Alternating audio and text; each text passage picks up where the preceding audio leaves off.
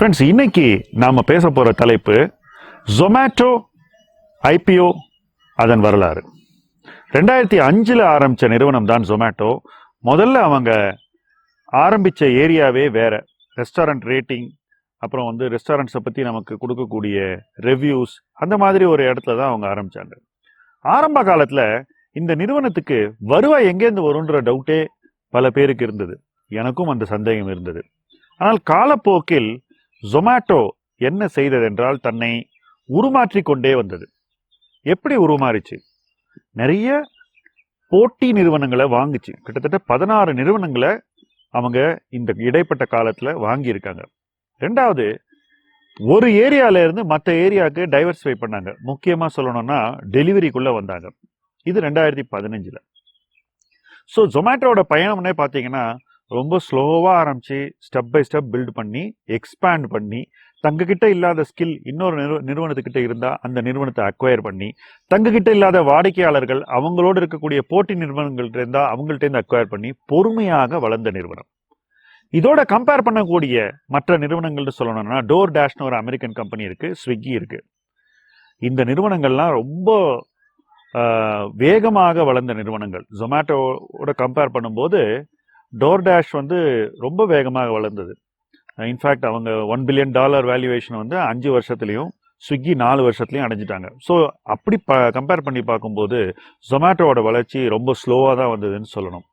ஆனாலும் ரொம்ப ஸ்டேபிளாக வந்த ஒரு வளர்ச்சி தான் ஜொமேட்டோவோட வளர்ச்சி. என்ன இப்போ இருக்கக்கூடிய பிஸ்னஸ் மாடல்னு பார்த்தீங்கன்னா, முதல்ல இருந்ததெல்லாம் இருக்குது. ஆனால் இப்போ முக்கியமான பிஸ்னஸ்ன்னு சொல்ல போனால் டெலிவரி, அதுதான் முக்கியமான பிஸ்னஸ். அதில் அவங்களுக்கு கிடைக்கக்கூடிய வருமானம் அவங்களுடைய சேல்ஸில் கிட்டத்தட்ட 22% 25%. ஸோ அவங்களுடைய இன்கமே அந்த கமிஷன்ஸ் மூலமாக தான் வருது. ஆனால் ஜிஓவி அப்படின்னு ஒன்று சொல்கிறாங்க. அது அவங்களோட கிராஸ் வேல்யூ, அவங்க மொத்தமாக விற்கக்கூடிய மதிப்புன்னு தான் அவங்க எடுத்து நமக்கு சொல்கிறாங்க. அதை வச்சு தான் நிறுவனத்துடைய மதிப்பு அளவிடப்படுகிறது.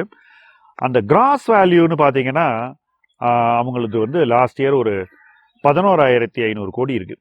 ஸோ அதில் வரக்கூடிய 25% வச்சிங்கன்னா 2,500 கோடி அவங்களுக்கு ரெவன்யூன்னு வச்சுக்கோங்களேன். 2,500 கோடி தான் அவங்களுக்கு ரெவன்யூ. ஸோ 2,600 கோடி வருவாய் உள்ள நிறுவனத்தை இப்போ ஐபிஓ பண்ணுறாங்க. பங்கினுடைய விலை 58லேருந்து 60 ரூபாய் இருக்கும். 60னே அசியூம் பண்ணிப்போம்.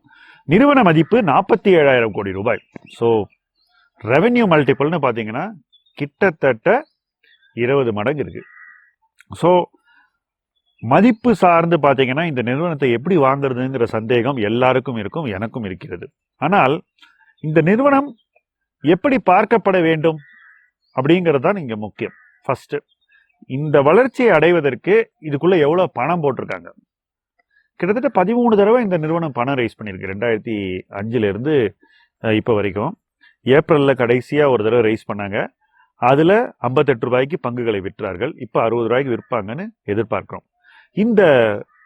இத்தனை முறை அவங்க பணம் ரைஸ் பண்ணதில் மொத்தம் இந்த நிறுவனத்துக்குள்ள முதலீட்டாளர்கள் எவ்வளோ பணம் போட்டிருக்காங்கன்னு பார்த்தா எக்ஸாக்டா 15,000 கோடி வெவ்வேறு தருணங்கள்ல.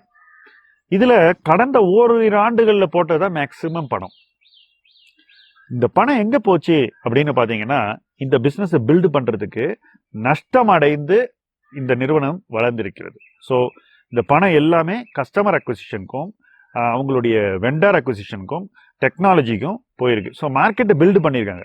எப்படி இந்த மார்க்கெட் பில்ட் ஆயிருக்குன்னு பார்த்தீங்கன்னா, 2 பேர், ஸ்விக்கியும் ஜொமேட்டோவும் இந்த ஒட்டுமொத்த டெலிவரி மார்க்கெட்டில் 90% மார்க்கெட் ஷேர் வச்சிருக்காங்க. டூவோபோலின்னு ஆங்கிலத்தில் சொல்லுவோம். ஸோ 2 பேர் தான் இன்னைக்கு மார்க்கெட். புதுசாக ஒருத்தன் வரணும்னா ரொம்ப கஷ்டம். அப்படி யாரும் வராமல் இருப்பாங்களா? கிடையாது, நிச்சயமாக வருவாங்க. அதுக்கு அமேசானே மிக முக்கிய உதாரணம். இன்னைக்கு அமேசான் டெலிவரி பிஸ்னஸ் உள்ள வந்துட்டாங்க. அமேசான் பிரைம் கஸ்டமர்ஸ்க்கு ஃப்ரீயாக கொடுக்குறாங்க டெலிவரி இப்போதைக்கு. ஸோ அமேசான்ங்கிறவங்க உள்ள வருவாங்கன்றது தெளிவாக தெரிகிறது. இந்த இண்டஸ்ட்ரியோட எதிர்காலம் என்ன?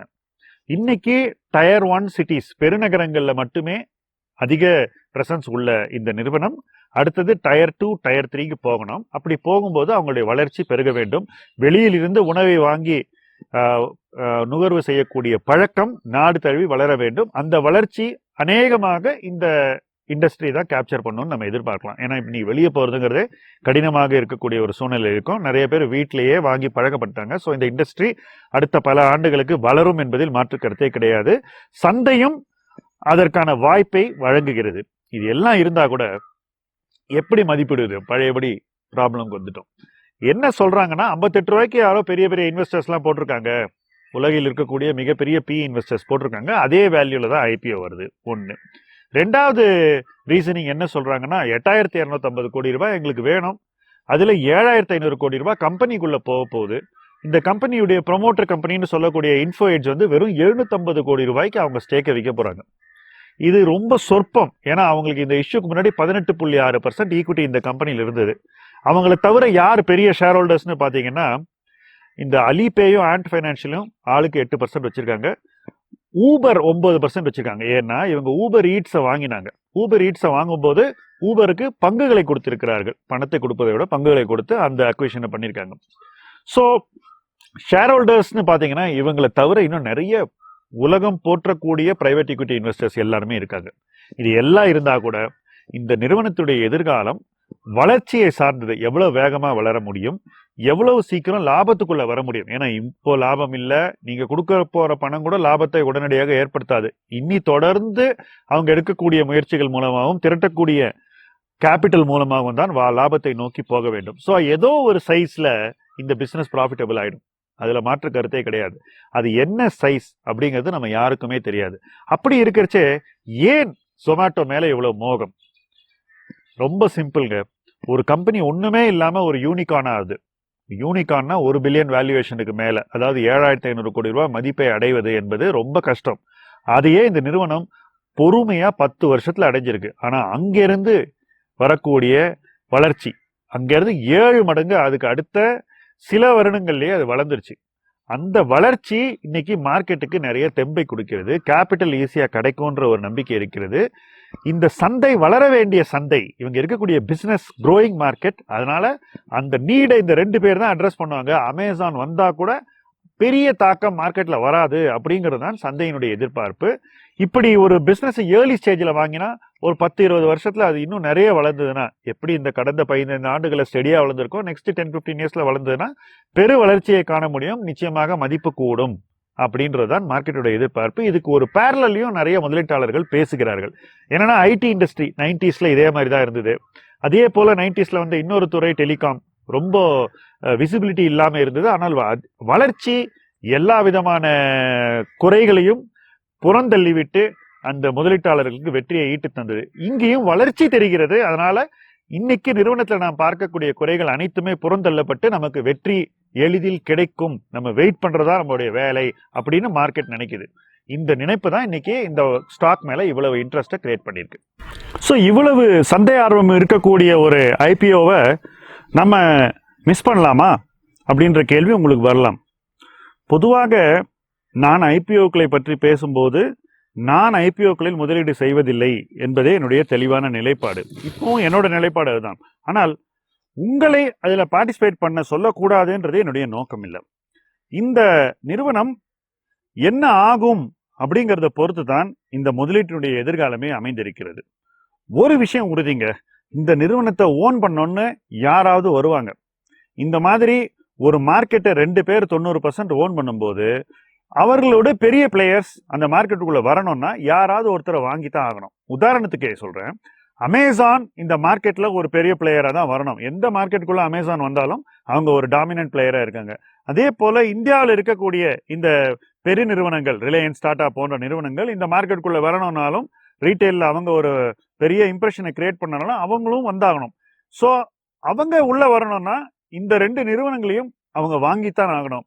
அது மட்டும் இல்ல, இந்த 2 நிறுவனங்கள் தொடர்ந்து கேபிட்டலை ரைஸ் பண்ணி தான் தொழிலே நடத்தி வராங்க. ஸோ ஏதோ ஒரு ஸ்டேஜ்ல அந்த மார்க்கெட் growth ஸ்லோ ஆனாலோ அல்லது அவங்களால கேபிட்டல் ரைஸ் பண்ண முடியலனாலோ அந்த ஸ்டேஜ்ல இந்த நிறுவனத்தை இன்னொருவர் வாங்கக்கூடிய நிலைமை வந்துவிடும். அதற்கு மிகச்சிறந்த உதாரணம் சமீபத்தில் நடந்த பிக் பாஸ்கெட் டிரான்சாக்ஷன்.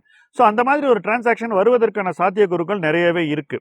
இன்னொரு விஷயத்தை பார்க்கணும், இந்த நிறுவனத்தில் இருக்கக்கூடிய முதலீட்டாளர்கள் எல்லாருமே ஃபைனான்சியல் இன்வெஸ்டர்ஸ், யாரும் தொழிலதிபர்களோ அல்லது கார்பரேட் குரூப்ஸோ கிடையாது. எல்லாருமே முதலீட்டை தொழிலாக செய்பவர்கள்.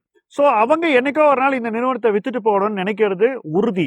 ஆனா என்ன நினைக்கிறாங்க, பெருசா ஆக்கிட்டாக்கா நமக்கு கிடைக்கக்கூடிய வேல்யூ இன்னும் அதிகமாக இருக்கும் அப்படிங்கிறது தான். அப்ப என்ன ஆகும், இந்த இண்டஸ்ட்ரி கன்சாலிடேட் ஆகும்போது இதுக்கு ஒரு பெரிய மதிப்பு வரக்கூடும். அது எப்ப ஆகும், இப்போதிலிருந்து அந்த காலகட்டம் வரைக்கும் இவங்க எவ்வளவு பணம் மறுபடியும் ரைஸ் பண்ணுவாங்க, அந்த மதிப்பை எப்படி ஏற்படுத்துவார்கள் முதலீட்டாளர்கள் என்பதெல்லாம் இன்னைக்கு ஒரு கேள்விக்குறிதான். ஆகவே இந்த இடைப்பட்ட காலம், அதாவது பீரியட் ஆஃப் அன்சர்டனிட்டி நம்ம ஆங்கிலத்தில் சொல்லுவோம், அந்த அந்த காலகட்டத்தில் நீங்க இந்த முதலீட்டை எப்படி அணுக வேண்டும் என்பதில் உங்களுக்கு தெளிவு இருக்க வேண்டும். ஒரு பார்ட்டிசிபேஷன்ல ஆரம்பிச்சுட்டு தொடர்ந்து நீங்க இந்த நிறுவனத்தினுடைய ப்ராக்ரஸ், எவ்வளவு முன்னேற்றம் இருக்கு, எவ்வளவு கேபிட்டல் தேவைப்படுது, அடுத்த ரவுண்ட் 1-2 வருஷத்துக்கு உண்டான கேபிட்டல் நிறுவனத்துக்கிட்ட இருக்கா, அது கம்ஃபர்டபுளா அவங்க கடப்பாங்களா, எவ்வளவு சீக்கிரம் ப்ராஃபிட்டுக்கு வருவாங்க, எப்படி வளர்ச்சியை அவங்க இன்னும் தொடர்ந்து கையாள்கிறார்கள், வளர்ச்சியை இன்னும் அதிகமாக விரைவுபடுத்தி ஏற்படுத்த முடிகிறதா, இது எல்லாத்தையும் நீங்க ட்ராக் பண்ணணும். அனலிட்டிக்கலாகவும் ஒரு இண்டஸ்ட்ரியை புரிஞ்சுக்கிறதுக்கும், ஒரு வளர்ச்சி வாய்ப்பை புரிந்து கொள்வதற்கும், ஒரு பொருளாதாரத்தை புரிந்து கொள்வதற்கும், நுகர்வை புரிந்து கொள்வதற்கும் மிகச்சிறந்த ஒரு ஆப்பர்ச்சுனிட்டி தான் Zomato. So analytical point of வியூல பார்த்தீங்கன்னா இட்ஸ் அ பிரில்லியன்ட் ஐடியா. ஆனால் இன்வெஸ்ட்மெண்ட் பாயிண்ட் ஆஃப் வியூல பார்த்தீங்கன்னா தெரியல. அதனால அந்த தெரியலங்கிற இதை எப்படி கடக்க முடியும்? கொஞ்சம் கொஞ்சமா பார்ட்டிசிபேட் பண்ணி தான் கடக்க முடியும். எல்லா பணத்தையும் ஒரே நாளில் போட்டு நம்ம செய்யறதுக்கு ஒரு ஜஸ்டிஃபிகேஷன் இன்னைக்கு இல்லை. ஆனால் இதே நிலைமையில தான் பாரதி ஏர்டெல் இருந்தது. அந்த நிறுவனம் எத்தனை தடைகளை கடந்து, எவ்வளவு சிச்சுவேஷன்ஸை கடந்து, எப்படி அவங்க ஒரு வெரி ஸ்ட்ராங் இன்வெஸ்டர் அந்த கம்பெனி கொண்டு வந்தாங்க, சிங்டெல்ங்கிற நிறுவனம். அது எப்படி அந்த நிறுவனத்தை ஸ்டெபிலைஸ் பண்ணி வளர்ச்சி பாதையில கொண்டு வந்ததுங்கிறது வரலாறு. இந்த நிறுவனம் அந்த மாதிரி ஆகுமா அப்படின்னா அதற்கான வாய்ப்புகள் இருக்கு. அந்த வாய்ப்பை இந்த நிறுவனமும் முதலீட்டாளர்களும் எப்படி பயன்படுத்திக் கொள்கிறார்கள் என்பதை பொறுத்திருந்தான் பார்க்க வேண்டும். Overall very exciting, very interesting opportunity. ஆனால் இந்த ஆப்பர்ச்சுனிட்டியில நிச்சயமா ரிஸ்க் இருக்கு. அந்த ரிஸ்கை புரிஞ்சுக்கிட்டு நீங்க எவ்வளவு பணம் போடலாம், இந்த பணம் நான் போட்டா இது போனா கூட பரவாயில்ல அப்படின்ற ஒரு பணத்தை போட்டுட்டு அதுக்கப்புறமா கொஞ்சம் கொஞ்சமா உங்களுக்கு இன்னும் கன்விக்ஷன் கூட நீங்க பொசிஷனை ஏத்திக்கிறது தான் எனக்கு தெரிந்தவரை பெஸ்ட் இன்வெஸ்ட்மெண்ட் அப்ரோச். உங்களுக்கு எந்த இன்வெஸ்ட்மெண்ட் அப்ரோச் சரியோ அதை எடுத்து அதன் மூலமாக இந்த முதலீட்டில் நீங்கள் வெற்றி அடைய என்னுடைய வாழ்த்துக்கள். இந்த வீடியோ உங்களுக்கு பிடிச்சிருந்தா இந்த வீடியோவை முதலீட்டு ஆர்வமுள்ள உங்கள் நண்பர்களோடும், ஐபிஓல இன்வெஸ்ட் பண்ணக்கூடிய உங்க சகோதரர்களோடும் நீங்க ஷேர் பண்ணிக்கலாம். தொடர்ந்து இந்த பயணத்தை எங்களோடு நீங்கள் வர வேண்டும் என்பதே என்னுடைய வேண்டுகோள். முதலீட்டு களம் உங்கள் களம். நன்றி.